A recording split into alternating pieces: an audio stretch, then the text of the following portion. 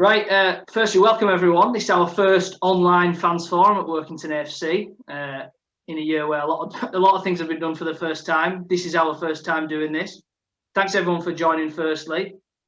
We know there's loads of things you can be doing on a night now, binge watching all sorts, but we're going to take an hour of your time to hopefully connect with you, something that we can't do at the moment. Obviously, no football, unfortunately, no sort of anything, but we're here to hopefully tonight to give you a bit of crack and insight into the club. So we've got a panel of people here. So firstly, first team manager Danny Granger, if you want to say hello. Evening guys, thanks everyone for joining us. Hope everyone's staying well and staying safe during these horrible times. I hope you enjoyed tonight, and any questions, make sure you fire them in and we'll try and answer them as best we can. Then we've got the chairman, the new chairman, really living his first month, David Bowden. He's on there. Doesn't feel very new. I feel like I've been here for years, but what a great initiative, and I'm looking forward to catching up with our fans again. And then I'll continue downwards. Development team coach and our community man, Brian Dawson. Evening, everyone. I hope I'm on the periphery tonight and not answering too many questions. And then the captain, Connor Tinian, down there as well. Hello, everyone. Thanks for joining us as well. And then lastly, Mr. Stephen Rudy's got his microphone muted, but there we go. Evening all. Hope you're all keeping safe and well. Hope you're all right. So yeah, that's the main thing we echo first start. Hope everyone is well. Hope everyone's getting through this all right, because obviously it's very difficult at the moment, but hopefully this hour can be a pretty good thing for you all. We've got a lot of questions, so thanks so much for sending them in. And we might as well kick off by getting our panellists to do the talking, so I don't force many more people to log off. Just firstly, we'll go to Dave first. First month as chairman must be very exciting, as much as it's frustrating that there's not much going on at the moment. Yeah, you might think there's not much going on, but I can tell you behind the scenes there's a lot of things going on. In terms of we're always preparing for the following season, and that's in our mind at the moment. But there's so much happening. We've been getting the club back on the business footing, financial systems, and if many of you have been down the ground, you've seen the work we've done on the Shankly. And at the moment, we're heavily involved in the stadium, Allerdale Sporting Village project. So believe me, there's plenty happening. Great. Well, that was actually our first main question. Garth Mulholland sent this in. He said, with the season suspectedly being null and voided, are we going to be financially secure for, well, the new season or this coming year, really? Do you want me to take that one then? Yeah, the club is solvent. I can report we have no debt whatsoever. If you go on our little list, there's nothing to be owed to anyone. But we can't disguise the fact that you're always looking ahead. It's okay being there now, but looking ahead, I mean, the economic climate is really uncertain. I mean, how many people have invested in the club this year? Look at our shirt sponsors, for example, and our shirts have been worn 8 or 9 times. So I don't think they'll want to pay for another season. So, for nothing. So I think, the financial outlook is uncertain. So we really have to be on our game, I think. Yeah, and at the same time, obviously, no football being played, and our own Steve Durham, he said, well, for Danny, Dave, and obviously Tinners, he said the last 2 seasons have knocked the stuffing out of everyone connected with the club, and at a time when we have a hungry, enthusiastic manager who's assembled a talented squad. So I asked the question, do you have the stomach to launch a third promotion bid, and as such windows of opportunity only come around so often? Have we missed our chance through no fault of our own? I think Danny's best to start with that. I definitely wouldn't say we've missed our opportunity. I think we haven't been rewarded for what we've done on the pitch. I think obviously moving forward, we've got a challenge ahead of us now that we have to focus a group of lads that want to be successful again. There will be changes. Me and Rudy are always in conversation about how we can improve. And again, speaking with the board of directors and everyone as much as we can to make sure that we're all pulling in the same direction, which we are. And again, speaking to people like Tinners and making sure that the players know what's expected when we do get back, whether that's this season or the start of next season. I think obviously we're not a surprise package anymore. We still are a young team, and I still think that there's a lot more to come for us. And I think obviously with the likes of Brian doing the job that he's doing with the development side and bringing through lads as well, it gives us a great footing for being successful in the future. And we're not just looking at a one-year plan of trying to get out of this league. We're looking at where we want to be in 2 and 3 year time, and fingers crossed we can get there. Tinners, what are your thoughts on that? Obviously, it's been really difficult on the playing side of it. We seem to have done so much work, but it's like swimming against the tide. It's not quite gone for us. Yeah, I think it's been unfortunate, really. There's probably been a few years throughout my career where you would never have enjoyed it, but it would have been a lot easier to take if this had happened when you're down fighting at the bottom. I think we've been unlucky that we're having the 2 seasons we are when the stage that this team's at, or this happens, been pretty cruel. And this season's probably been harder to take. You got yourself obviously everyone dusted themselves down, got themselves fit again, ready to go at it again for it to happen again. There's no point claiming like it's not tough for the player side of things. It's demoralising and it's really hard to take. It's a lot of effort and a lot of time. But I think that goes for everyone, the fans, the board, the managers. I think that's the biggest thing about it, the time and everything that you've put into it to be told that it didn't matter and it was for nothing is obviously tough. But I think like Danny says, I think since Danny come in, there's been a shift from get by this season to having a long-term plan. So I don't really think, I know what Steve's getting at, it's been bad timing, but I don't think we've missed our opportunity for it. I think I'd be confident, even if I'm not there over the next, however, 3-4 years, you look at Brock, Cass, them types of things, this team's got to get better. So no, I don't, and with the management team and the setup in the board, I don't think we've missed the opportunity. And I might as well ask Rudy that as well. Obviously, you've been involved in the club at sort of all levels, and this another thing that you'll have never experienced. Are you still excited? Is there still that sort of hope deep down that obviously we don't really know when we're going to get back, but that we can still kick on and make something of this sort of era, at least in the team?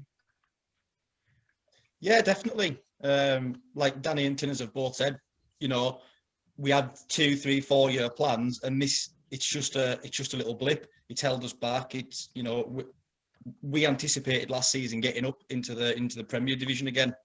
And then, like Tina said, the lads have dusted themselves down to make sure we get there this year, and they've just been knocked back again. So it's massively psychological, and all clubs will be in the same boat. But I think for our lads, it's a lot harder for them to accept it because they've been flying. They were 10 points clear last year with 7 games left. So no, it's a little blip in the road. Whatever's going to happen, we haven't got a clue. You can only make the best of a bad situation. So yeah, we'll see what happens with the decisions for this year and next year and things like that. And you've just got to go again and stay positive. Yeah, and definitely a big positive is the sort of potentially the next era at the club and in the first team. Steve Durham had another question. This was for Bry. He says, we have been blessed with a talented group of 17 and 18-year-olds this season, probably the best intake for many years. But how many do you expect to progress to senior football to either the Reds first team or elsewhere? Good question. I like to say, I think when we first come in to set this Reds in the Community up, that was the long-term goal. Historically, the reserve squad was always made up of 28, 29, 30-year-olds that were just helping the club out midweek and had their own clubs. And going back to when Tinners was obviously playing, when Dabber and Bones were in charge, they didn't have that calibre of player to fall back on because obviously they were all attached to other clubs. Whereas obviously now we've put this together and Steve's right in what he's saying, and hopefully everybody is aware that we do have a real talented bunch of players, and they're all at a fantastic age.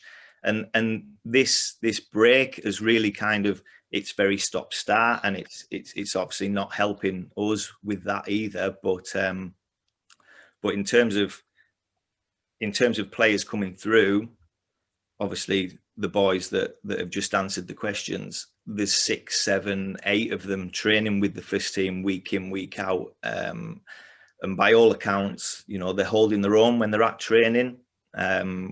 Last year was 10 debutants with the first team in different competitions like the County Cup, etc.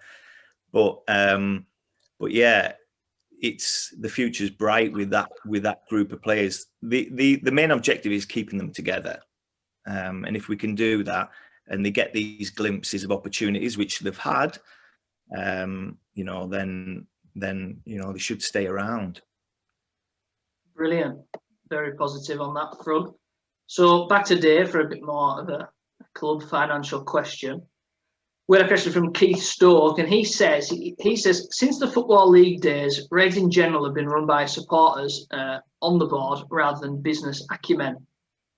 He mentions about, he says, however, during the reign of Humphrey, we did come to close to the conference premier with the back of his wallet, but with absolutely no infrastructure in place to sustain us there.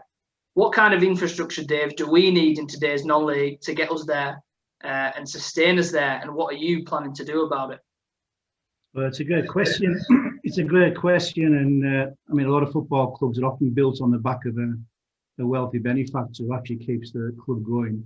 That's not sustainable, as we know. So you've got to start the building up from the bottom. I know a little bit about that. We've been involved in other clubs and how we build their finances. And it's, first of all, get your financial reporting right, and then you make the correct decisions. And from then on, it's a combination of a lot of things, really.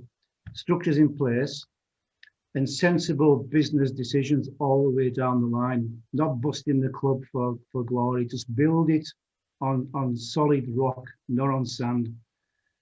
So get our sponsorship offer right, get our marketing right, get the foundation established, and the work that Simon and Richard are doing there is to build the brand of the club in the community, reach out in the community. Things like this, Nathan, are fabulous, to reach out into the community and get people connected to the club. It's not a quick solution to build their structure.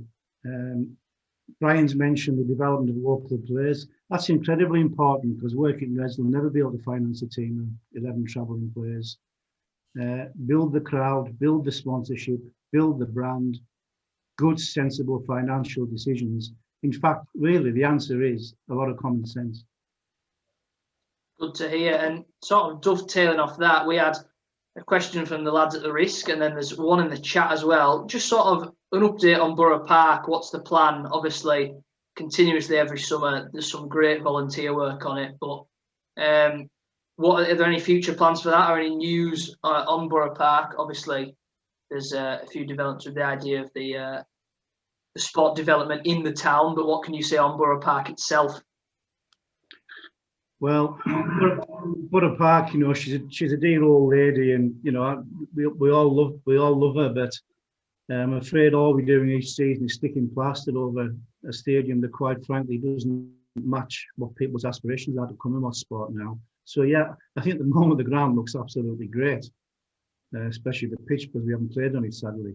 But moving forward, the sporting village and the stadium concept has to be something, I think, if the conditions are right, that we have to embrace, and then we can get a bit of aspiration for people to play football in a nice stadium. Easy for Danny to attract players when they're playing in a nice ground. Easy to attract the sponsors and build those financial platforms that we've just spoken about. You can do that in a good stadium. Great news again. It's obviously very important. Borough Park has been home to so many of our supporters, something that Danny Tinners, everyone seems to have talked about. The level of support, especially at this level, is fantastic that we've got. And I think we're lucky to have all of you guys as supporters there week in, week out, whatever weather, whatever sort of state it's in. So maybe to nip back to the football a little bit, I'm going to run through another question. This one is for Danny, and well, it sort of mentions, it's sort of to do with Borough Park, but one of the Risk lads asked, How many of this side, the current team, would be playing at a much higher level if it wasn't for our location? That's a good question. I think there's many things that come to play. I think when you look at the talent that we have in the group, I think you look at when we've been to teams in higher divisions, not just one or two, but even going to football league teams. We've been to Barrow, we've been to Morecambe, we've competed, and it shows that there is a fine margin between it. There's a consistency between there. This is something we've spoke about as a group, as a staff, obviously, and probably some of the senior boys are with us on this. Last year, we had a real consistency of that. When we went on every pitch, we had 9 or 10 players that were better than their opponent. This year, excuse me, I think we probably dropped down to around 6 or 7, and that's why we weren't as fluent as what we were. And I think when you look at that, that's the biggest difference between playing higher level and playing this level is consistency and doing it on a weekly basis, doing it every week, doing it daily. There's no doubt. You look at some of the players we have, and I don't like giving them too many compliments, but you look at the skipper, technically, you won't find many people technically better than him. You won't find many people technically better and robust as what Scotty Allison is. Defenders that want to defend. You've got everything. There's a real core of players there that could have played higher in my eyes. And obviously, like I say, whether that's due to location, whether that's due to people having other ambitions, or whether there's many reasons that can happen. But you look at the talent that we have in this squad and what they have, the young lads, the older lads, even the middle of the range lads, there is talent in this group. And when we go up against higher teams, against teams that have been in the Football League or in the National League, we go and do ourselves justice. And that's a compliment to these lads at how good of players they are. Yeah, and there was another question there with the risk, and it leads on to one of those players. Obviously, you mentioned Tinners.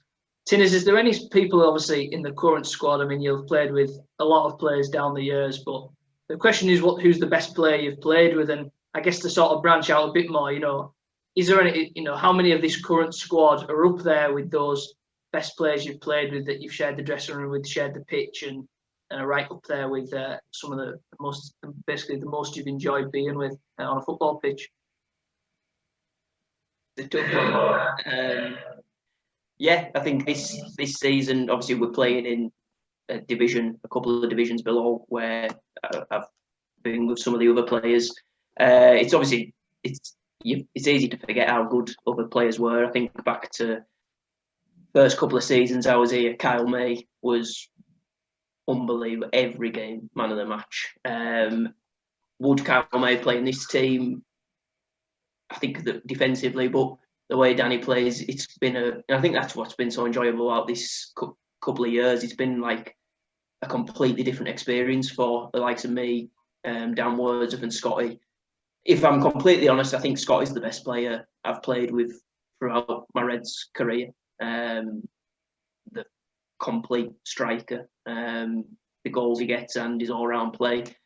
And other than that, I think Anthony Wright, I always thought was, when he was in centre midfield for them a couple of years, technically, and the fullback is completely underrated, never got the praise he deserved. But no, there's definitely, and the young boys, I think, have got the potential, if they stick around, to be a lot better than some of them players we even just mentioned. So yeah, I'd say definitely Scotty Allison in this group, and for defensively, Dan Wordsworth, who is just consistency of performance. But if I had to pick one, I probably would go for Scott Allison. Magic. Well, am I echoing a little bit? Unless there's an issue. No, I think I might be all right there. The question in the chat, and it kind of goes from on the pitch to off it, which massively, there's no escaping it. A lot of emphasis has been this year. The question is asked to Danny and the staff, but I think Bri and Rudy could probably have some good input on this. How, as two people involved massively in football, all ages, and your jobs and the things you sort of do day to day, how have you sort of been looking after yourself and others' mental well-being during what's been such a difficult 12 months? There has been football, but it's been really difficult for some lads and some people. And we'll start with Rudy. you know, the people you work with, your day job and things like that. What's that been like to have football sort of taken away in the last 12 months as we know it? Yeah, it's been very difficult. I mean, a lot of the kids in the school where I work, a lot of the lads and even a lot of the girls in the school, they play football outside of school. So to have it taken away, it's obviously a big change of your routine. Luckily, it's still on the telly. I think if it went off the telly as well, so, you know, Liverpool are on tonight and stuff like that, I think then it would really hit home. I think that football's finished, but you've just got to try and get out if you can in your garden and do bits and bobs. I've set them a video today to do some little skills. The ball's flying all over the place, but you know they can have a practice of it, get the ball out again. And as for our first team lads, you know it's just like some fitness challenges. So they've got one this week, a 20-minute run, track the distance, and just trying to keep it competitive. You know, we'll produce a league table at the weekend. Who's top, who's middle, you know, what distances did they run. So you've just got to try and keep busy. Otherwise, if you sit, there can be long days at home, sat, not much to do, no work to do. So yeah, that's what we kind of do, setting little things online. Hang on. So Bri, obviously, again, I mean, we saw a great example in the last few weeks of the lads, our Whitehaven quartet. They've been doing some great running for prostate cancer. But what's your perspective been on it of our youngsters and then again yourself, of their mental well-being, because it's sort of a new thing. I assume it'll be, you know, difficult to understand for some of them, and you know, football when it's your mates at that age, it must be horrible not being able to do it. Yeah, obviously Rudy's gone into a lot of detail there in terms of what to do and things like that, so I won't go over that again. But from like an employee's point of view, I guess, you know, obviously the Reds in the community staff and stuff, what we try to do is we have regular Zoom calls like this where we've put quizzes on and stuff like that, just so we still feel part of the team. We've had, when we come out of the initial lockdowns, we've done some training days and stuff up at the club and things, just to keep everybody kind of make them feel like they've got a job, to be honest, because it's been so long. Luckily, the boys that are employed through Reds in the community are all being furloughed, so financially, you know, they've been looked after, which has been a huge benefit for them. And to be honest, you know, people like Cass and stuff, I think they're quite enjoying the furlough life. Yeah. Good stuff. Well, sort of onto finances again. We'll head back to Dave, because obviously the lockdown has shaken up a lot of the club, and it sort of forced us all to put our heads together, come up with some ideas. We had the stay home record, we've had the fundraiser, and then the Risk as well have done some quite amazing fundraising. I mean, I'd be tough to put a figure on it because they might have done it some more in the last hour, but I was just going to ask, one of the other things we've been doing, and the Risk lads were asking about this, probably to put it out to other people, our new centenary club. Dave, can you just explain a little bit about that, what people can do, how they can get involved, and in a year where they might not be at Borough Park a bit, they can still sort of celebrate us in our 100th year? It's a big moment, isn't it? A club celebrating 100 years, and you think about businesses that have come and gone, yet this football club is still here, and that is because of the fans. And we wanted to give something, we wanted to do something. Yes, it is a fundraiser, but we just didn't want to take money and run, if you see what I mean. We wanted to give something back. So Centenary Clubs, the principle is quite simple. You know, you join it, you're recognised through the special polo shirt that we have made, and it's a way we can mix together socially. And of course, at some point when we come out of this pandemic, we will have a centenary celebration, and that will automatically get you into that, which will be quite a major event for the club. We have some ideas on that now. So it really was about engaging the club in a different way, a social thing, a community thing, and giving something back. You know, I'm pleased to say we've had no games at all, so nobody we can really canvass or sell this to. We're already over 50 members. Our target would have been 100 originally, so Centenary Club, 100 members. I think when we get back playing, we'll certainly get more than that. And it's a big push for us because, you know, financially this year we had the Save Shankly's Reds, we had the Man United replay game online. So we won't have those this year. So St Trinity Club's a big part of raising finances off the pitch. Fantastic. So can you give us any insight on any other things that might be to do with fundraising? Because the risk actually also mentioned if there wasn't their fundraising, or would there be anything else to support the club? You know, what could people get involved with? Or like you say, when restrictions hopefully do ease, is there anything in the pipeline to celebrate, like you mentioned, for the 100th anniversary? Because we have got such a rich history, and there are so many people who've got involved, which we're massively grateful for already to help celebrate us. Yeah, we hopefully will try and do, you know, it's a St Trinity, we'll try and have a crowd push where we try and get that crowd of 1,000 down to Borough Park. So there'll be lots of initiatives coming up, but it really is frustrating because we can't get on with anything until crowds can come back in. There's no point in having 1,000 crowd if you can only allow to take 300 or 400 in. So everything's kind of curtailed and on hold. But once we're like a coiled spring, I think, at the moment, waiting to launch a lot of things that will get people involved in the club. And all I would say is that raising finances is one thing, getting people involved in the club is more of a long-term thing. If we can do both at the same time, then we've got a win-win situation, I think. Fantastic news. So now heading on to maybe some lighter questions, a bit jokey questions. We'll get everyone involved in sort of that. But someone who needed to be persuaded to come on at first, and Danny, I mean, unfortunately, they can wipe the results away, but they can't wipe the time you've had to spend with Rudy away. Someone asked, does Rudy ever get angry? You should probably ask Tidders that, to be fair, because I wouldn't know if Rudy gets angry, because I'm probably angrier than him, just slightly. But there was one time I think he came in and almost lost it, but he didn't quite lose it, to be fair. I think that was the comment that was said. But no, listen, as much as I take the mick out of him and things like that, the way we work seems to be doing fine. Obviously, he's someone that I don't think we would be doing anywhere near as well as what we are, not only as a team, but as a football club, because he does do a lot of work behind the scenes between us and Bry, us and the club, the players and myself. So, look, he probably doesn't get as much credit as what he deserves sometimes off me, but he's definitely one of the people that helps keep his club moving in the right direction. I just sometimes wish he would turn around and maybe have a shout with someone sometime, but he seems to leave that up to me, give me the bad name. But again, I think obviously one time he might shout up, but I don't know what the boys would react to, if I'm being honest.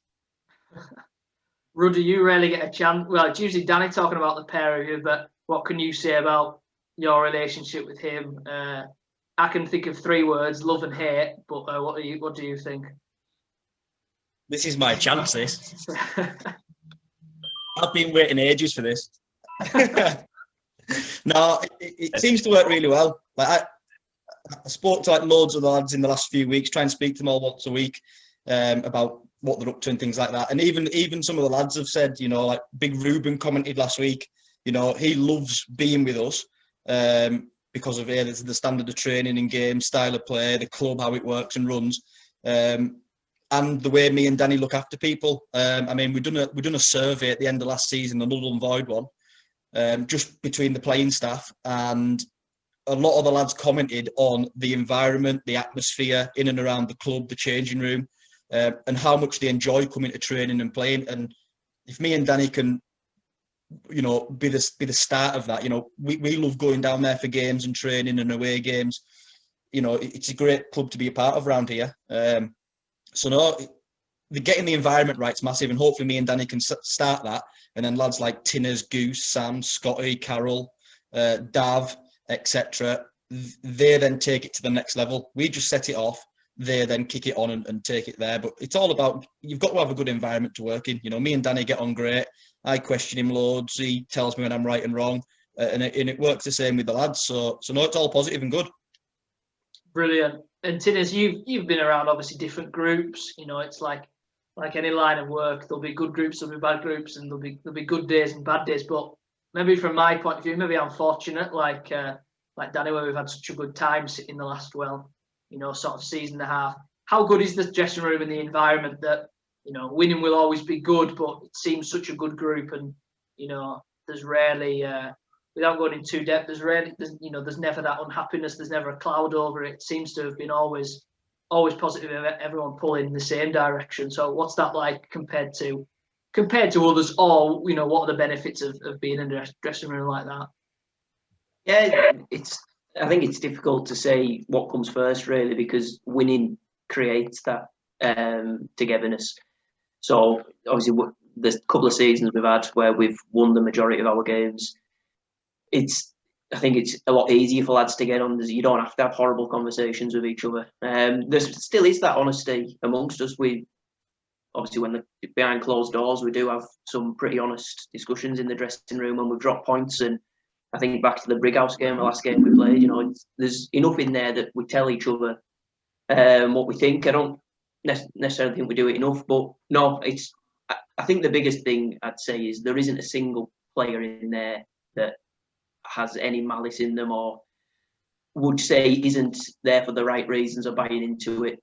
They're all down to earth, and you've got some good characters in there. You've got Dav and Jim and people like that keep everyone laughing and keep it light-hearted. But yeah, I think more than anything, it is a group of nice guys. Sometimes, I don't think I'm saying anything out of turn. I think Danny's sometimes worried that we're too nice at times, but there is the benefit to that because, like I said, there's never any animosity at training. You've experienced it being around us, Nath. It's always a good experience to go to training. It's something you look forward to.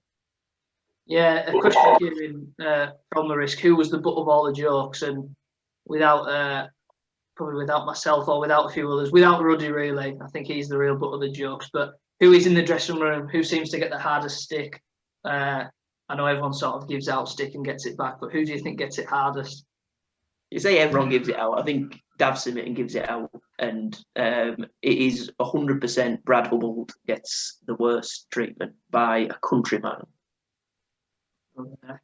And that sort of leads it on. I mean, Bri, for those young lads, seeing a lot of good local lads, people, who don't just turn up to train, game, go home. Everyone seems to be investing in the club. How good is it from yourself and then the young lads you're looking after that see a team, a club that, again, regardless of results, it seems so healthy to come into? And we've seen that young lads have thrived when they've come into it, with Carl Lightfoot, Aidan Howarth, Harry Atkinson, anyone like that. It's been such a good group to go into. Yeah, absolutely. I mean, and that, again, just to echo on what Danny was saying about Rudy earlier, to be honest, it stems from him. He does our under-13s on a Monday night. He then stays behind and helps out with the development team as well. And he's, excuse me, can you hear the hailstone? Hailstoning in the wind. I can't even hear myself. So yeah, do you want to come back to me? Because I can't. If you want. Maybe in July. The hail might have stopped by July. Oh, it's Miller. I'm right by the window and I can't hear anything. Because you live in the middle of nowhere. Eh? Because you live in the middle of nowhere. I'm gonna have to move rooms, I think. Relocate. Well, if you want to relocate, we won't be pushing you. Put all the heated questions on Rudy. One question in the chat, Nick H did ask, another difficult one with the time we're at and the circumstances, but to Danny, to Ruds, and even Tinners can give a perspective on this. What areas of the squad and around the place are we looking to improve? We're always looking to improve, whether that's competition for places, whether that's bringing someone in that we expect to come in and start, whether that's something that me and Rudy have recognised that we know we need to improve on, that's going to end up improving the whole team. There's many reasons we look at things, and we're not just doing it for the sake of it. I've said it since we came in, that no 11 players will bring this club success, and it never will. It also shows that we need depth in the squads that we have. And I think, obviously, Tinners has alluded to this many times before, that if you don't train properly and you don't work hard and things like that, there is someone literally standing there waiting to take your place. We've got 18 players that can play week in, week out. And that's something that we've always wanted to create. We want to create an environment that people want to come and be competitive in. We've got ideas in our heads. Me and Rudy have had conversations over the last 3-4 weeks of, if we're in this league, if we're in the league above, what we need to bring in. We've spoke with the club, and the club are in the similar mindset as what we are. We want to build a team that will win the league that we're in and compete in the next league up, and the club are looking to finance the club to be in the league above. And that isn't just this year. If we were to go up, they'll be looking to have a club philosophy and style in place that they're ready to go if we get into the Conference North, and that's how they're going to work, and that's how we work as well. So again, everything moving forward for the club and ourselves is we're always trying to live ahead of it, but still make sure that we're ready for what's here and now. Yeah, you mentioned about that sort of philosophy then, the club moving forward. I mean, you know, people can talk about, we just, you know, in that question, bringing in people, but obviously we know from the development team there's people pushing. Rudy, you've always been sort of the link between the two teams. How important is it? Obviously, we've had a sort of that similar ethos, style of play, you know, getting into the football and details of it. How important do you think it is that the lads can come in when they train, same value, same sort of way of playing, and they're not, you know, they're not absolutely nervous thinking, you know, what the heck's this drill, what's going on when they're coming to training, because the whole club, you know, plays the same and has the same sort of principles. Yeah, 100%. We have to set the lads up to be successful. We're not setting them up to fail. So if we were asking the reserve team to just shell it long and be direct and, you know, old school, go off the centre forward type thing, and then they come with us at training or for a match or whatever, and we're asking them to play out from the back and keep the ball, keep possession, you're setting the lads up to fail. So that's why, like Brian was saying before, even the under-13s, the under-12s, the under-9s, they're all getting that kind of used to that, the style of play that will make them successful in the future, whether that is with us, whether they go into a full-time academy, whatever they do in the career, hopefully it should set them up to be successful. And it lets them be confident. There's nothing worse as a 16-year-old, 17-year-old going into a group of people like Connor Tinian, Scotty Al, experienced good players, and feeling out of your depth. So when they come in with us, they know what's expected of them. They know how we want to play. So straight away, they're on the front foot. They can be confident. They're coming in. They know what to expect. And that sets them up to perform well. And hopefully, I mean, the young boys will be able to tell you themselves, but hopefully that's been a reason why a lot of them have done so well. Well, Trevor Gauntlet's actually just put in the chat, and I think Danny and Dave can answer this. He asks, what's the highest level the first team can get to sustainability? And then he says this part to Dave. And what would it take to keep us there? Just thanks for the question in the chat, by the way. Keep them coming in so we don't run dry and you don't end up hearing my voice too much. So, yeah, Danny, what do you think is the highest level this first team could get to? And Dave, you know, what do you think of our, you know, chances of sustaining that? Because obviously currently we're a bit lower than where we have been in the last few years. So, firstly, Danny, and then Dave. We just want the main thing for me is, and Rudy, is that we want to be successful, and that is every year, no matter what division we're in, we're going to win it. That there's no two ways about it. If we were to be promoted this year, I'm not going into the Northern Premier to sit there and be a mid-table team and see how we can do and hopefully get a good few results. We're going in there to win it, and if we go up again, we'll be going in that league to win it, and that's the mentality we have to have. Now, as we've said before, the club at the moment is in a good place regarding what we have on the pitch at the moment, regarding the likes of your Connor Tinian, your Scotty Allisons, Dan Wordsworth, that are there, that have been there for quite a while, and they've been at the top end of where the club's been at. We now need that next batch to come through, and as Brian and Steve Durham's already alluded to, the batch that is coming through that will be ready in the next couple of seasons is very strong. So there's no reason why this club can't keep on going and taking steps forward and making sure that the club can keep progressing in the right way. Now, again, we know where we are in regards to location to the other clubs, but that's why we've put in place, like Brian and Rudy have alluded to again, that the development team, the links between Brian's academy, my own academy, things like that we can all keep pushing through and working together and making sure that there's a conveyor belt and there's a pathway for these players. And if you have that, and as Dave's alluded to before, we're doing things from the foundations. We're building the foundations, putting things in place on and off the pitch and we can move forward as a club. Dave, if you want to carry on from there, dovetail. Connor mentioned you played at 2 levels higher than this, so I mean that's got to be almost the first target. I would say promotion out of this league and promotion out of the next one is certainly is not a first initial target to aim for. I never like putting a finishing post on anything because it limits your ambition, but certainly getting up 2 promotions and 2 leagues up would be an early target. And what would it take to keep us there? We've already discussed the players coming through, but it's always about finances, isn't it? About having the finances to make sure you can stay there. But you know, finances comes in all sorts of guises. It's cost savings if you develop local players. It's the fans getting behind us, sponsors getting behind us, and a facility whereby we can expand all of those things. And with a bit of luck, who knows, with the new ground, with better sponsors, lounges, with a better family atmosphere, the foundation staff continuing their work, Brian continues his work, and there's absolutely no need why we can't go higher than 2 leagues up. I absolutely believe that's sustainable. A lot of things have to come together, but it's our job to make sure we do.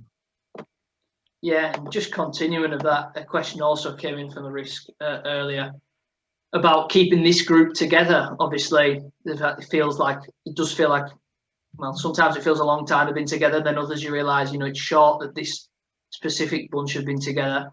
Danny and Dave, again, you know, and Rudy and Tinners can chime in. How confident are you that the group can stick together, that we can mount the same sort of challenges when, you know, unfortunately, you know, it's out of our control, the null and void. You know, I'm sure you have your own opinions, thoughts on that. But can we keep this group together? You know, is this still, you know, do we still feel like we've almost not given up and back? It was just sort of an earlier question, that hope of going up and finally getting what we feel like we've deserved in the last few years. Is that hope still there, and can we keep the group together? There will be changes without a shadow of a doubt this summer, whether that's in this league or the league above. There will be changes this year. There will be a freshening up of the squad, and that's something that me and Rudy feel like that we need to do. Again, you've been alluded to there that are we going to go in there and sort of be happy where we are? No, we're going to go in there and show that our dominance again, and that is my own belief that this club and this group of lads that we will put together with the likes of Tinners and people like that pushing it forward, that it'll be successful. Now, we've only got ourselves to blame if we don't do that, and I've always said that we won't look at anywhere else for excuses. There is no excuses if we're not successful apart from what's inside our dressing room, and that's something that we believe in massively. We need to make sure that we're right. We need to make sure that we've got the right environment. We're bringing the right lads. We do a lot of checking on things before we bring lads in. We don't bring people in just because they're a good player. We want to make sure that they're right and they're going to fit into the dressing room. We speak to players that have played with these lads in good situations and in bad situations and make sure that they're going to fit into our dressing room. As Tinners has said there's no one in our dressing room that you would think little of, or you wouldn't want to go for a pint with, as much as it's something that we have to create as a group, and me and Rudy try and set the standards there, and then hopefully it's followed up with Tinners and the rest of the senior lads doing that as well. Yeah, Tinners, I guess that also sort of comes on to, you know, we can talk about the null and void and still want to go further, but what's your sort of opinion on, you know, another season sort of being lost, which we were doing well in again, and what's the effect on the group been from last summer? You know, it was such a strange time when we came back, and the recent news, I'm sure we've been chatting since probably November, really, when we sort of properly stopped. How's that affected the group? You know, how do you all have similar opinions? You know, what's it like on the playing side of it? You know, and emotionally, because it's been a lot of investment that's been put in the past 2 seasons. Yeah, no, it's difficult because I think the manager drills it into us every single training session, every single game. We don't like excuses and we don't look for excuses. And we've said it's the same for every team in our league. We've never wanted to use any of it as an excuse. It was obviously a punch in the stomach the last season, the position we were in. There's no getting away from that. But I think that was, the manager was very keen for us not to start trying to use that. And I don't think we did. I think, if we're completely honest, probably we haven't had the intensity this season. Now, you might put it down to it being stop-start, but again, we've never really looked for that reason. We know where our standards are, and we probably haven't been at it this season. I personally think we're the best team in this league by a distance, and I think we have been robbed of the opportunity to prove that to everyone, really. But yeah, I think that this season, it was an extra long pre-season. Lads come back fit as I've ever seen them, flying in whatever time of the year that was, July, and then it wasn't until September. And I think it has probably just been such a difficult season to get any rhythm going. But we'll just keep saying it's the same for every team in our league. We can't make any excuses, and our standards probably haven't been where they should have been this year. And I know, luckily, it's not my job to try and work out why, but that's for Danny and Rudy this summer to try and get us back to the intensity of last year. Because if we do go up, we know we're going to have to be better than we were this season. I don't think it's any secret. We want to go up in the next league as well. So our standards need to be higher than they have been this year. We all know that as a playing group. Magic. More promising chat. And this is very ambitious, promising chat. Liam Irvin put in the chat, have any of our players had offers to go on loan to elite sides while the levels have been paused? I think Liverpool could probably do with Scott Allison tonight, the way they're going in front of goal. But has anyone been interested in fishing around some of the lads? This is a conversation that I've had with some players and the board and Rudy and things like that. That if something did come up, then as a club, we would speak to the player and see what they wanted. There's nothing that we would ever try and hide from the players. We've always said that the likes of Cass and Brock and players like Clarkey that are young and are ambitious and want to go on to higher levels, then we would never stand in the way. At the moment, we've got one player who's training with a National League team, and that's something that's that we want to try and encourage. We want young players to want to come here, develop and move on if that's what they see fit for their career. We want them to stay here and be successful with us, and we want to give these players the opportunity to play at higher levels. And that's something that me and Rudy are very keen on doing, is bringing in young lads and surrounding them with players like Tinners and Scotty and Gooses and Carols that you know that are going to drag out the best out of them. So, look, we haven't had anything through the club yet regarding players leaving us or other clubs wanting to take them. There has been a conversation between myself, Rudy, and the board regarding what would happen if that did happen. Good news. And some more questions coming in as the chat. 3 there. Chris Billinge asked to Danny, so what are your ambitions as a manager? I mean, you've obviously talked outside the clubs a few times and you came straight out of playing as a manager. He says, what sort of offer would tempt you away? Because I know that you've been very well welcomed and you found it really good here in the group you found yourself in. So where does your kind of perspective lie at the moment? I started my career as a football at the very bottom of Gretna, and I wanted to play at the highest level possible. And I've got no secret in saying that I got to the level that I got to. Would I have loved to have gone higher? Of course I would. And that's no different than the managerial career that I'm having. I've started at the bottom. I want to learn. I want to get better here, and I want to make sure that I can develop.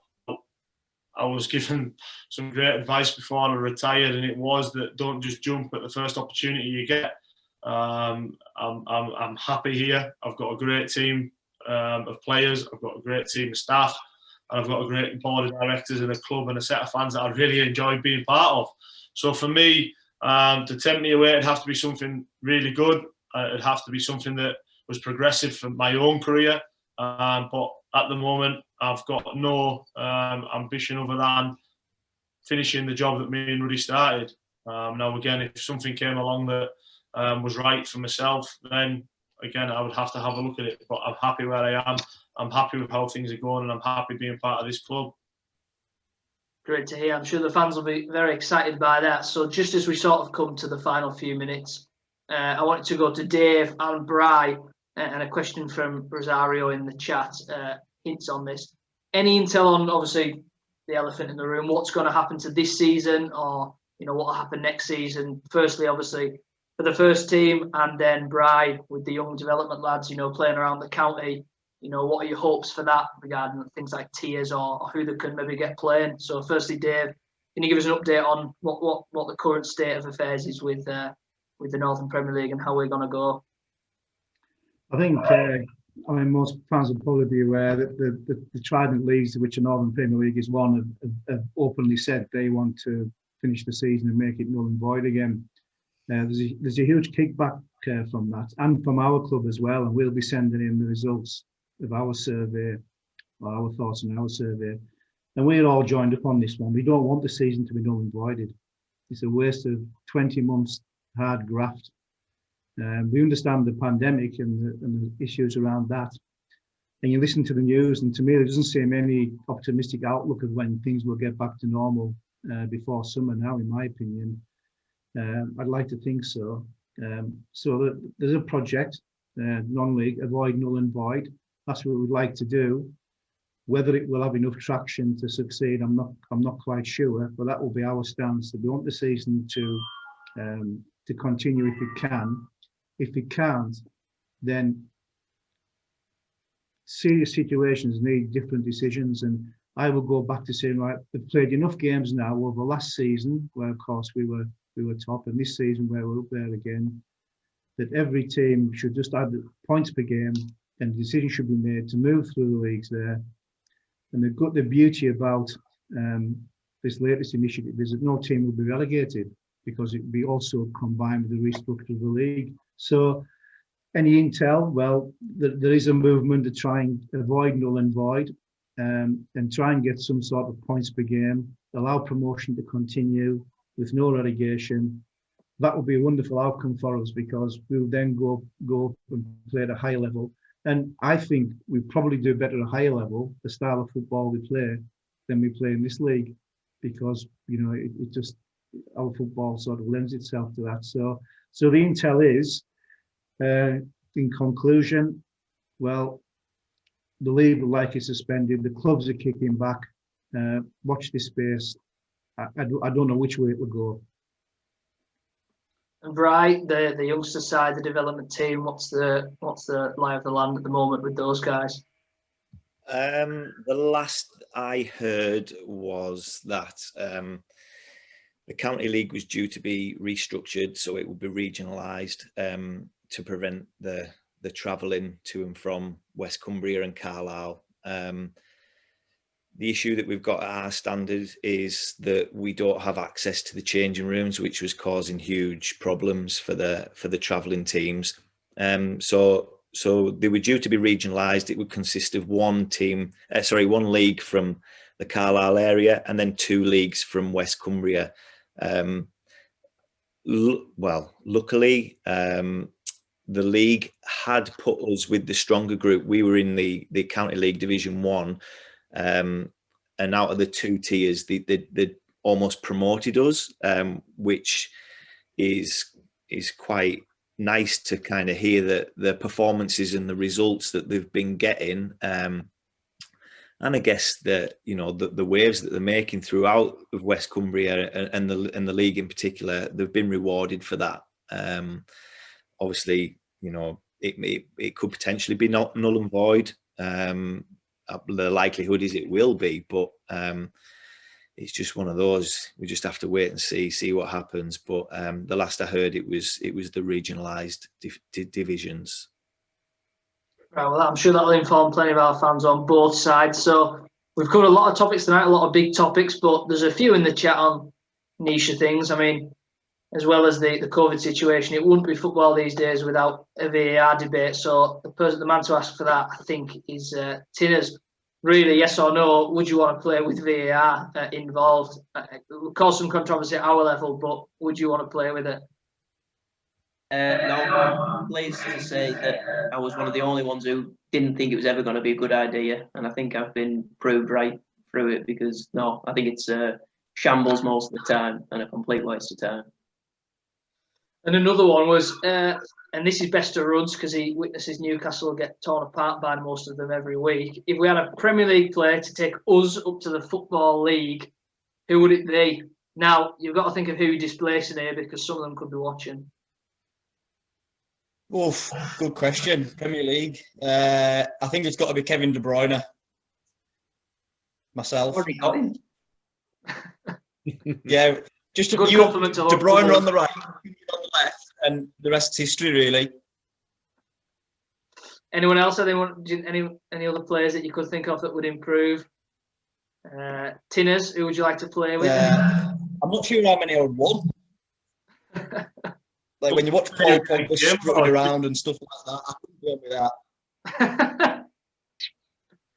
Well, I was going to say, Dave, you'll be glad to know that, because I don't know if Pogba's is something we could finance. We need a heck of a crowdfunder for that to get Pogba involved, I think. Yeah, I'd have Virgil van Dijk, but yeah, we'd have some work to do to get in. Well, he'd be good in Bride's development team, but I don't think he'd get in over Not Joe at the moment, no. Samson. No, it'd be good to learn. It'd be good to learn off him. Back to as well, to be honest. So I'm trying to look through any of the chat if we've missed anything. Not that I can see. What Nick H did ask, a great event. Can we do this on a regular basis? We've had loads of good feedback in the chat. I'm sure Dave can confirm that, especially with the time we're in. There'll be lots of things to get involved with. There'll be different sorts of things, different sorts of content that the fans can latch onto. Yeah, very, very keen to do things like this. And when we came down, it was, as I said earlier on, we really did want to have more interaction with our fans, which is why the office is open 4 hours a day now. And we sell our tickets. We talk to every single fan who comes down. We don't just sell them a ticket. We have a chat. We get to know them. And before time comes up, but I must get this in before we do finish, is to thank the fans. They've been absolutely incredible. Through all this period, they've been coming down. Is the game on? Is the game off? All sorts of problems. We've never heard one complaint from any fan about anything that's happened. All they've done is been on our side and sympathetic. And that's quite a big call, that, to have nobody complain about what's happened at the club. And they're all, to Connor and Danny and Rudy and Brian, they all absolutely buy into what the team's doing on the pitch. And that's part of the reason. They don't know us. The club's the players. It's not the directors or the chairman. It's all about the players. And I think there's so much sympathy for what you guys have achieved, that when they do come down the club, they're absolutely on our side. So, huge thank you to those fans. They've been absolutely amazing. Yeah, I thought that was a good way to punctuate things. And again, going back to the time we're in, the support has been amazing. Everything from sellouts, everyone, getting involved in things like this. Danny speaks about it a lot. I'm sure all of you could say probably one thing, just a few words, each one of you, just on the support. It's made us sort of feel like, I think other clubs have maybe, sort of disappeared a little bit since this all happened, but you see our name there, you see our supporters, and that must be great. And firstly, Danny, you obviously know all about that, the continued support right through. Yeah, we can't. It is really on the pitch. Obviously, it makes a big difference. I'm sure Tinners will touch on it when we see our fans in full support when we're playing, and then the way they've got behind the club since all this has started and things like that. It really is. It makes our job easier to get motivation. It makes it really easy for us to try and pull in the right direction, because we've got the fan base behind us, we've got the board of directors, we've got the players, we've got the staff, we've got the pathway that's being created. We want to keep developing the club. We want to get into schools with players and get fans, schools down to the club. We want to do everything as much as we can to make sure that when the fans can get back in, it's not just the same generation, it's the same fans. We're trying to be proactive. And what I would say is that if there is ideas out there, please don't ever think that you can't approach anybody at the club, because we want to hear ideas, what people think can help take the club forward. If it's viable and we can do it, then we'll look into it. If it's not, then unfortunately it won't happen. But again, I think obviously credit not only to the players and the fans, but credit to the board of directors for making sure that the club can keep moving forward as well. Bri, you've got your boots on the ground with everything from the community and seeing the local lads. What can you say about the support all around? You know, maybe not even people who are at Borough Park every week, but you know, the feeling around the town, you know, that you see all the time and deal with in the community. Yeah, absolutely. There's a huge feel-good factor around the place at the moment, and obviously I think that's kind of coincided with Danny coming in and you know, producing the performances and stuff that they have been doing in the past. Obviously, as you know, many moons ago I used to play for the club. It's a huge club, and I believe that, you know, the foundations are in place in terms of, like you say, the board, the first team management, the development team that we've got, everything underneath, Reds in the community, the supporters, everything like that. The club is really it's ready for liftoff, and I just hope that, you know, Danny and Steve and the players can stay around. And obviously, ultimately, it's the first team that's the, you know, that's the club. But everything underneath it is where it should be, and where, you know, it can only go one way. So yeah, hopefully we can finish the job. Connor, every time I seem to speak to you post-match, I'll always know I'll get a good line about the supporters, whether it be the town end or away. What can you say? You've got your own song, as much as it it gives a clear opinion. But what can you say about the lads that are backing us? Sort of, you know, the guys, the girls, anyone all ages that seem to be there supporting us. Yeah, I think there's two sort of sides to the Workington Reds fan base. Really, there's what we refer to as the fun bus on away games, and being completely honest, I think I feel very lucky to have played at this club at that time, because I don't mean this disrespectfully. You see some clubs when they've had good results up at Workington, and you know, there's a couple of the directors with a flask of tea clapping them and saying well done, and we are lucky that we feel like we're in a proper away game. We've got fans singing, chanting. We've all, I mean, players at our level don't have their own songs at other clubs. When we play away, you know, it doesn't happen. It's a much more quiet, reserved thing where we are lucky. And it gives us a lift. And like I say, mostly you feel lucky that you get to play, and an away win feels massive when you go over and the chanting and the banners and what have you. So I think we're all lucky to have them. And then the other side of it, I think since I've become captain, the biggest thing for me to see is I've not had to get involved in more of this type of thing. I have, and it's amazing to see the amount of effort that actually goes into it. A lot of the time as a player, you don't realise. You just turn up to train, you play, and you don't even think about how things behind the scenes go, because you just concentrate. But being captain, I've seen a lot more. And to be honest, it just makes you feel grateful that the only reason we have the opportunities to have the experiences we have as players is because of the fans and the volunteers behind the scenes. So, no, more than anything, Nath, I just say really grateful for both sides of the Workington fan base. And Rudy, we knew I wanted the last word, but again, someone that, you know, you're involved in sort of the county's football network right up and down, but at the heart, you've always got that core of Reds, and you've been involved with the club over numerous periods and years. What can you say about the supporters? Because you've been in touch during lockdown, spoke to them, and what's been such a testing time, it must be good that we can give back to them when they're not being able to get their enjoyment, whether it be a Saturday afternoon or just following us. Yeah, as cheesy as it might sound, they are the best fans in our league, the league above, and probably Conference North. They're the best fans. They're the best fans going. Like Tinners was saying, you've got the Risk, who I'm in some WhatsApp group for the Scorecast fundraiser and things.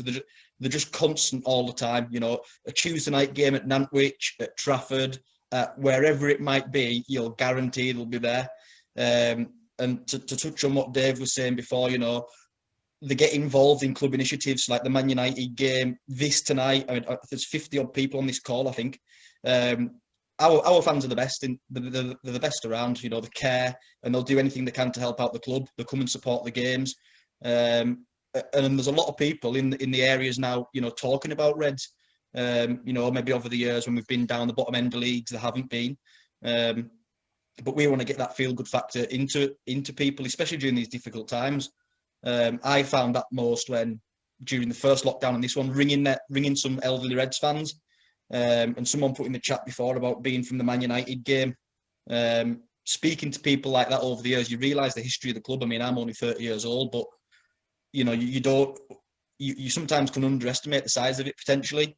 I spoke to a Reds fan yesterday.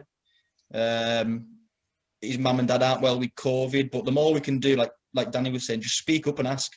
But no, definitely they're the best in the league by a long way.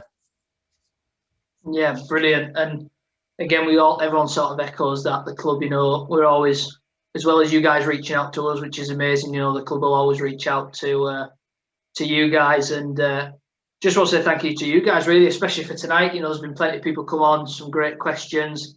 Thanks for making it really good. I'm sure the panel enjoyed everything. Obviously, thanks to the panel taking out time of the busy schedule. I mean, with no football, I'm not quite sure what they're all up to, but I hope they enjoyed it as well. And thanks very much as well, just for coming through with it. It's the first time we've ever done anything like this. You know, we're not the most, you know, we haven't got many things set up. Teams in our league haven't got near the sort of backing and, you know, the reliability that we can set something like this up and, you know, 40 people can come in something like this. So it's absolutely brilliant. So on behalf of everyone behind the scenes, etc., a big thank you. So yeah, to end off, yeah, thanks very much to everyone. Well done to you. Like I say, this has been a fantastic initiative. I think it's great for not only for the club, but great for the fans to be able to see that we are still working behind the scenes. And credit to yourself. I think since you've come into the club, you've helped bring positivity to the club. And again, it's not just, I know what the lads are saying about being the first team, being the main aim, but it's great so that everyone can see every part of the club behind the scenes with Dave, the scenes with Rai. Obviously, people know me and Rudy, and then obviously from a player's point of view as well. So credit to you for being able to get something like this up and running and it being a success. As you said, well done to everyone, and thanks to everyone for coming tonight. Well said, Danny. Said. A great message there. That's a great way to end everything. Thank you as well. Trevor's video's popped on there. There's a lot of come on you Reds, a lot of up the Reds. There was an up the town in there as well. So yeah, just doing it. Thanks again, everyone. Hope you're all staying well, taking care. Hopefully we'll actually see you soon, but you know, we just don't know what's going to happen. So hopefully we can sort of meet again, even if it's virtually on things like this. Hopefully we can still see you getting involved, and hope everyone has a much more positive 2021 than 2020. So thanks again for joining us, guys. And yeah, a brilliant night, I think, and I hope everyone enjoyed it as much. So we'll see you guys all later. Thanks very much. Thanks. Thank you. Thanks, everyone. See you all.